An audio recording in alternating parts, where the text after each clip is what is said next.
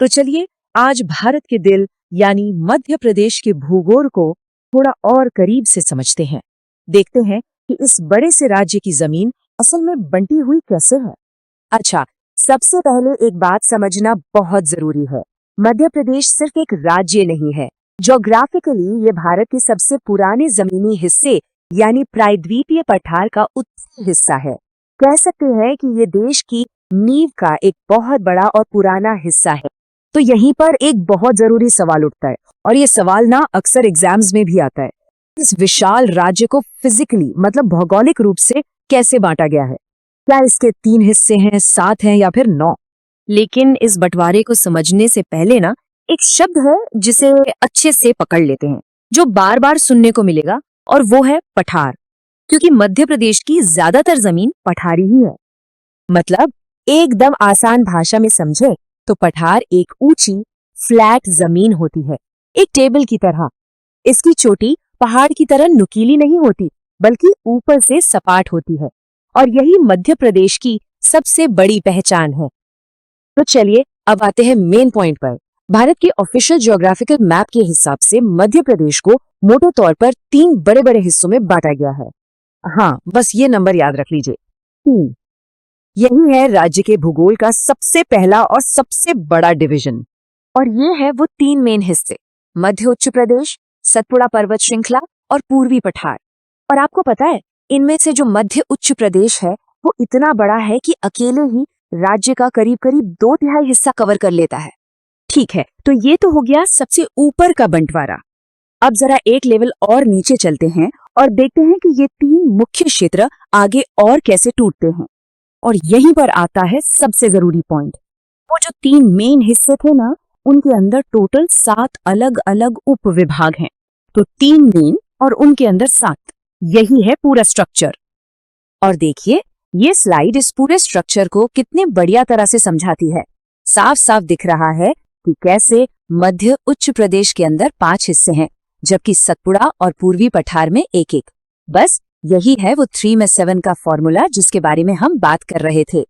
तो चलिए अपनी पड़ताल शुरू करते हैं मध्य उच्च प्रदेश के पहले पठार से, यानी मध्य भारत के पठार से। इस इलाके की पहचान है चंबल नदी से। इसी नदी ने यहाँ की जमीन को बनाया है, काटा है और आकार दिया है, और इसीलिए इसकी एवरेज हाइट बाकी जगहों से थोड़ी कम है।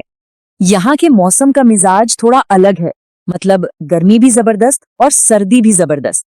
और हाँ, एक बात गांठ बांध लीजिए, पूरे मध्य प्रदेश में सबसे कम बारिश इसी इलाके में होती है। पर इतनी कम बारिश और एक्सट्रीम मौसम के बाद भी चंबल की लाई हुई जो जलोढ़ मिट्टी है ना, वो कमाल कर देती है। खासकर सरसों की फसल के लिए तो ये इलाका चैंपियन है।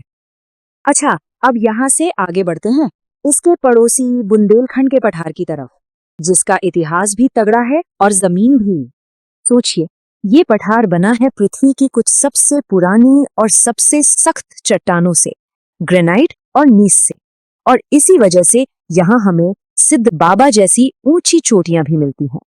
मौसम का हाल यहाँ भी लगभग वैसा ही है, कॉन्टिनेंटल। पर एक छोटा सा फर्क है, यहाँ बारिश थोड़ी सी बेहतर हो जाती है।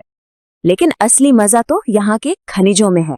ग्रेनाइट, चूना पत्थर तो ठीक है, पर सोचिए छतरपुर वाले इलाके में हीरे भी मिलते हैं। तो चलिए आज के इस सफर के आखिरी पड़ाव पर चलते हैं, रीवा पन्ना का पठार। ये इलाका भी अपनी जमीन और खजाने दोनों के लिए बहुत फेमस है। शेप में ये तिकोना है और जमीन के लिहाज से ये बहुत खास है, इसकी बिजावर सीरीज की चट्टानों की वजह से। और इन्हीं चट्टानों में एक बहुत कीमती चीज छिपी है। अब जरा एक पैटर्न पर ध्यान दीजिए। हम पश्चिम से पूरब की तरफ आ रहे हैं और बारिश लगातार बढ़ रही है। देखिए, यहाँ बारिश पिछले दोनों पठारों से कहीं ज्यादा है।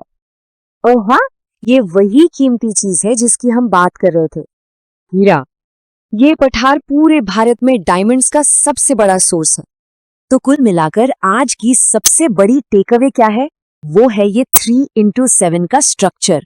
मध्य प्रदेश के भूगोल को समझने का ये सबसे बेस्ट तरीका है।